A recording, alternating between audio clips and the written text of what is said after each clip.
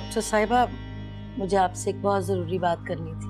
हाँ बोले, आपने मुझे फ़ोन पे भी बताया था कि आपने बहुत ज़रूरी मुझसे बात करनी है। वो डॉक्टर साहिबा, दरअसल ना ये मेरी बेटी है और ये बे औलाद है, इसके यहाँ कोई औलाद नहीं। तो मैं बस आपसे यही कहना चाहती हूँ कि अगर किसी गरीब औरत का कोई बच्चा हो तो बराए मेहरबानी आप वो हमें दिलवा दें। ऐसी जल्दी भी क्या है, इनकी औलाद हो सकती है अगर ये अपना इलाज करा लें। डॉक्टर साहिबा, इलाज तो मैं करवा लूँगी, लेकिन अम्मा की ये ख्वाहिश है कि जब तक मैं माँ नहीं बन जाती मुझे कोई बच्चा गोद ले लेना चाहिए। ये है तो मुश्किल काम, क्योंकि हर औरत इतनी आसानी से अपना बच्चा किसी के हवाले तो नहीं कर सकती ना। डॉक्टर साहिबा प्लीज आप कोशिश तो करें। मैं आपके पास बड़ी उम्मीद लेके आई हूँ। मेरे इकरार और इनकार करने से क्या होता है? फिलहाल तो आपने अपनी ख्वाहिश का इजहार किया है। अगर मेरी नज़र में कोई ऐसी औरत होगी जो अपना बच्चा आपको दे देगी तो मैं ज़रूर आपकी मदद करती। जी डॉक्टर साहिबा, थैंक यू। अल्लाह हाफिज। हाफिज।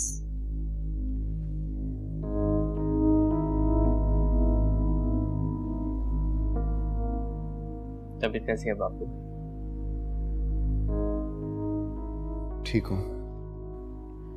मुझे एक बात बताएं भाई, आप फरिया भाभी पे इतना गुस्सा क्यों करते हैं? उनको क्या पता हमारे बारे में?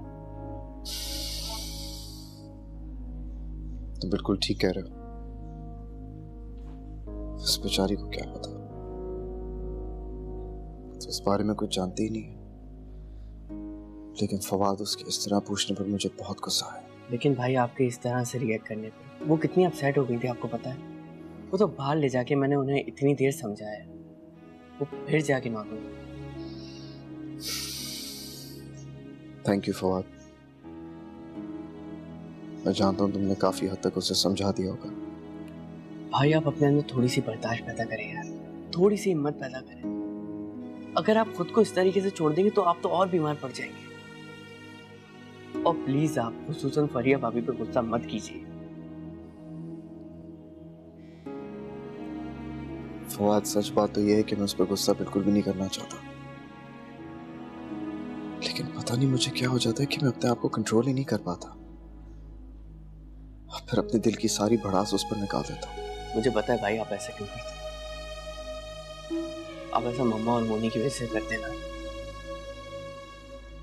भाई आप लोगों में फर्क करना सीखे यार। आप उनको उनके मुकाम के हिसाब से ट्रीट किया थे। और रही फरिया भाभी की बात, तो वो तो सबसे खास है।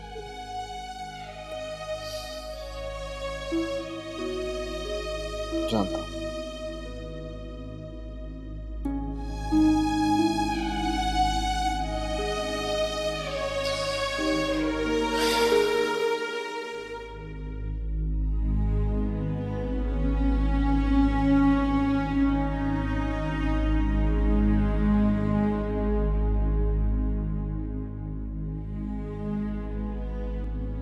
आयजा, क्या कर रही हो आयजा? कुछ नहीं मॉम, बस ऐसे ही। मेरी मानो तो तुम सारिम की तलाक का इंतजार मत करो।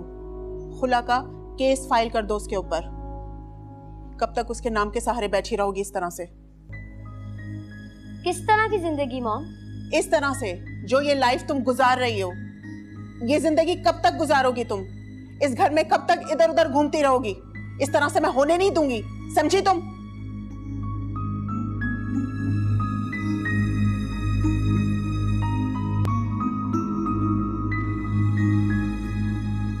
मम्मा,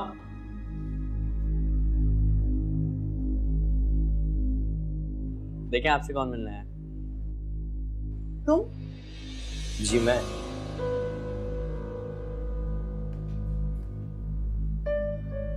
तुम यहाँ कैसे आ गए?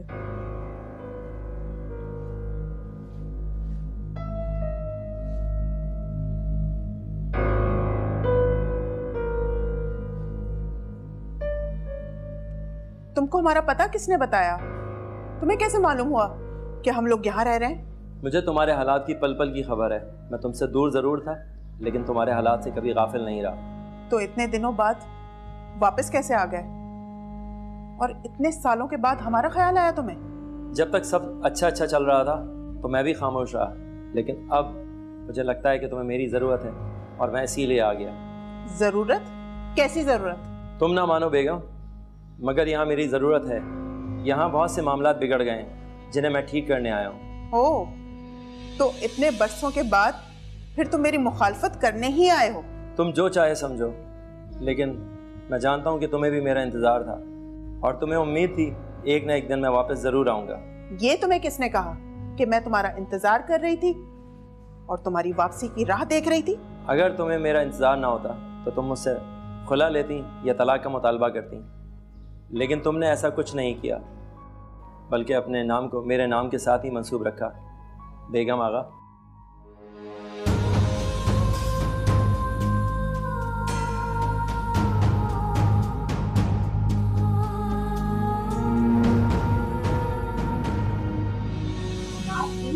फरिया, मैंने कहा ना यार, मुझे कुछ नहीं खाना।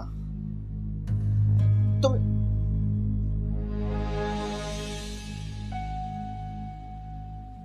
डैड, गले नहीं मिलोगे? आप यहाँ क्या कर रहे हो?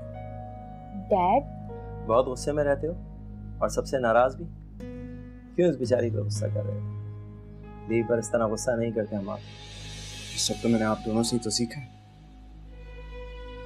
इतने साल गुजर जाने के बाद भी मैं कुछ नहीं भूला हूँ डैड, सब याद है मुझे। हमाद, अगर सीखना ही था तो अच्छी बातें सीखते जो तुम्हारी अमली जिंदगी में काम आती। तुमने हमारी इन्हीं यादों को अपने अंदर जिंदा रखा जो बहुत तल्ख थी। वो यादें नहीं है डैड, वो मेरा कल है जिसके असरात आप आज मुझ में देख रहे हैं। मैं जैसे भी फरिया को ट्रीट कर रहा हूँ, मैंने आप दोनों से ही तो सीखा है। हमाद, ये सब करने से पहले हमारे अंजाम पे नज़र डाल लेते हैं। सारी ज़िंदगी मैं और शाजिया दरिया के दो किनारों की तरह एक साथ तो रहे, लेकिन हमेशा दूर। मैं शदीद मोहब्बत करने के बावजूद भी तुम लोगों से दूर ही रहा, और अगर आ जाता तो तुम्हारी ज़िंदगी में और तलखियाँ खुल जाती, इसलिए कभी तुम्हारे दरमियान नहीं आया। तो फिर अब आप यहाँ क्यों हैं? इसलिए कि अब तुम लोगों को मेरी पहले से ज़्यादा ज़रूरत है, इसीलिए वापस आया बेटा।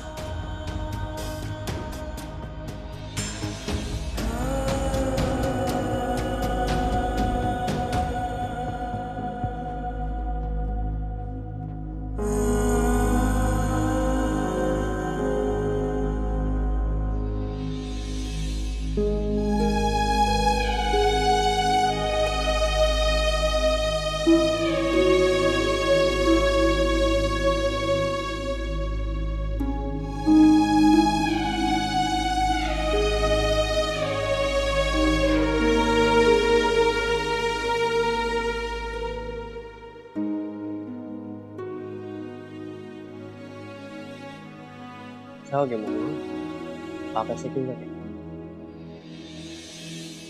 सोच रही हूँ कि जिंदगी की एक परेशानी खत्म होती है और दूसरी मेरे सामने खड़ी होती है। क्या हो गया मम्मा, खैरियत? अब क्या परेशानी है, आप मुझे बताएं। मैं तुम्हारे पापा के बारे में बात कर रही थी, वो क्यों वापस आ गए? मम्मा, आप प्लीज पापा को कुछ ना करें, हमें उनका यहाँ आना अच्छा लग रहा है, हम उनका साथ चाहते हैं। मम्मा, क्यों? जिंदगी के इस मोड़ पे तुम्हें उनकी जरूरत क्यों पड़ गई? वो उस वक्त कहाँ थे जब तुम लोग छोटे थे? मुझे उस वक्त के हालात का तो अंदाजा नहीं। उस वक्त तो मैं बहुत छोटा था, लेकिन आपके लहजे से मुझे अंदाजा हो रहा है कि अगर पापा हम लोग को छोड़ के गए होंगे तो बहुत मजबूर होके गए होंगे। क्या मतलब? तुम सारा इल्जाम मुझ पे डाल रहे हो? मैं किसी पे भी इल्जाम नहीं लगा रहा मम्मा। आप हमारी मम्मा है तो वो भी हमारे पापा हैं यार। आप दोनों ही हमारे लिए अजीज हैं मम्मा। हमें आप दोनों की जरूरत है। हम अपनी बाकी की जिंदगी आप दोनों के साथ बिताना चाहते हैं। प्लीज आप पापा को कुछ ना कहें मम्मा। उनके यहाँ आने से हम सब बहुत खुश हैं।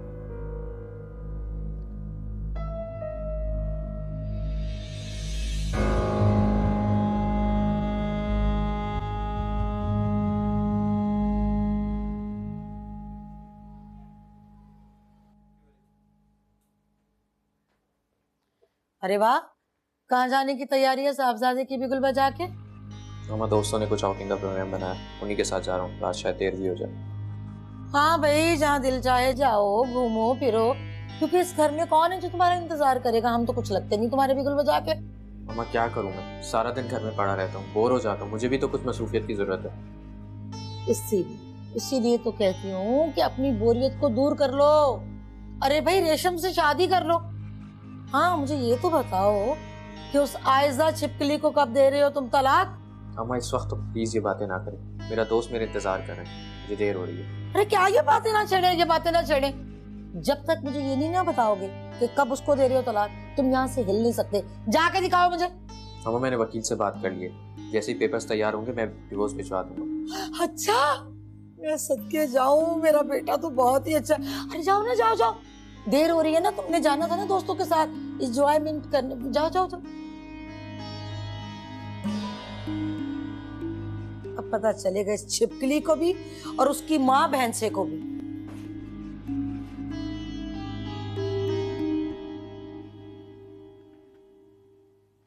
आयजा बेटा, ऐसे क्या देख रही हो? यही पापा कि कितने सालों के बाद आपको ऐसे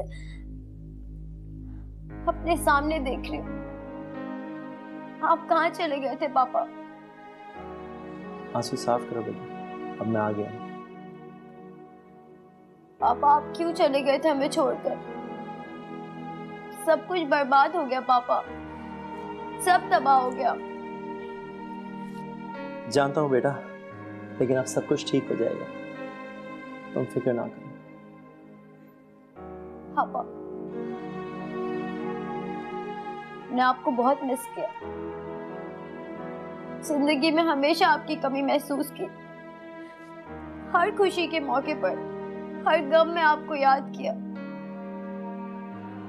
आप क्यों चले गए हमें छोड़कर पापा? आपने पीछे मुकर के हमें देखा भी नहीं, हमें याद तक नहीं किया। बताएं पापा, आप क्यों गए हमें छोड़कर? रोते नहीं है बेटा, अब तुम लोगों के रोने के दिन चले गए। अब सब कुछ ठीक हो जाएगा, मैं वापस आ गया। मानता हूँ कि माजी में मुझसे बहुत सी गलतियां हुई, लेकिन मैं मजबूर था, बेबस था हालात के हाथों। लेकिन मैं तुम लोगों से दूर रहकर भी तुम लोगों के पास ही रहा। देखो, अब तुम्हारे पापा तुम्हारे सामने बैठे। बेटा चलो, अब हंस दो, हंस कर दिखाओ। शाबाश।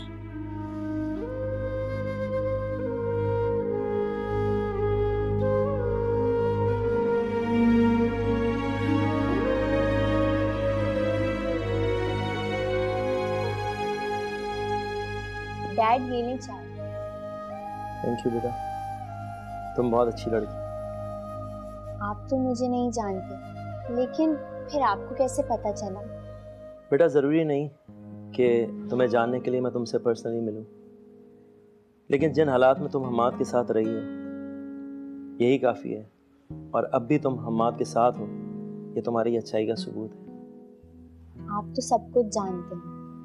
हाँ बेटा, मैं यहाँ के हालात से वाकिफ़ हूँ, कभी भी यहाँ के हालात से बेखबर नहीं रहा। आप दूर रहकर भी अपने फ़र्ज से कभी गाफिल नहीं हुए। बेटा, अपने फ़राइज़ से गफलत बरतना बेहिसी है, और मैं बेहिस नहीं हूँ। और यही एहसासात थे बेटा जो मुझे इस घर से दूर ले गए।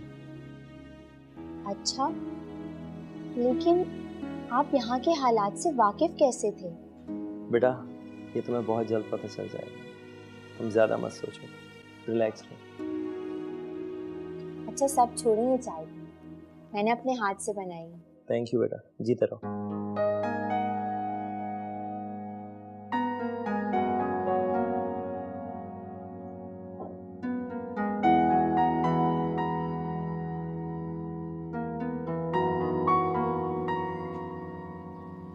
मॉम, वो मुझे आपसे इजाजत चाहिए।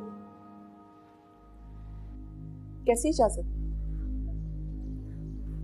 हम मॉम वो मैं आयजा को उसके शौहर के पास छोड़ने जा रहा हूँ। क्या ऐसा? ये मैं क्या सुन रही हूँ?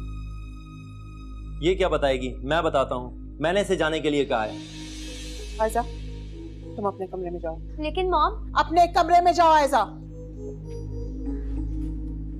आयजा बेटा, आप जाओ।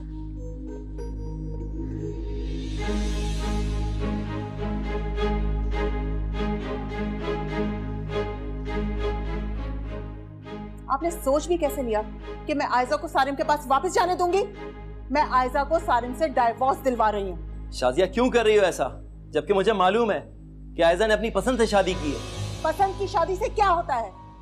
सारिम किसी तरह से भी आयजा के काबिल नहीं है। क्या बुराई है उसमें? वो हमारे स्टेटस का नहीं है और मैं अली से उसकी शादी करवा रही हूँ जो हर तरह से हमारे स्टेटस का है। ओह शाजिया, माजी की वही गलती तुम दोहरा रही हो और तुम अपनी बेटी के साथ भी वही कुछ कर रही हो जो तुमने मेरे साथ किया था।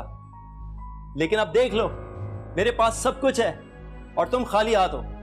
देखो नवीद, मेरे मामले में अब नहीं बोले आप। मैं आयजा का बाप हूं और मैं उसके लिए जो सही है वो फैसला कर सकता हूं। अरे आयजा खुद उसके साथ नहीं जाना चाहती वापस। अच्छा, मैं आयजा से खुद बात करता हूं, फिर जैसा मेरी बेटी कहेगी मैं वो करूंगा। ठीक है, पूछ लीजिएगा, लेकिन जब भी पूछे ना मेरे सामने पूछिएगा। ठीक है, मैं तुम्हारे सामने ही पूछता हूं। ओके?